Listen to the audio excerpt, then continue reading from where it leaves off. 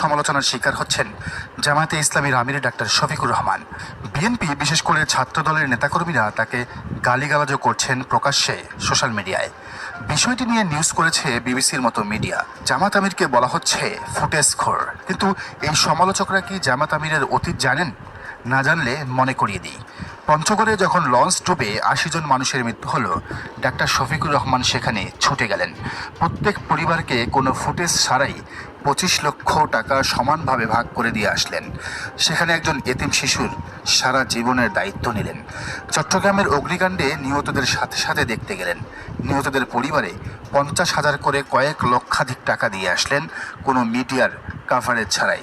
সিলেটের বন্যায় সবার আগে ডাক্তার শফিকুর রহমান চলে যান। সিলেটবাসীর ভয়াবহ বন্যায় মানবিক হৃদয় নিয়ে দলীয় ফান্ড থেকে প্রায় ১০ কোটি টাকা ব্যয় করেন তিনি। কোনো মিডিয়াতে আসে নাই এগুলো। জুলাই শহীদদের পরিবারের পাশে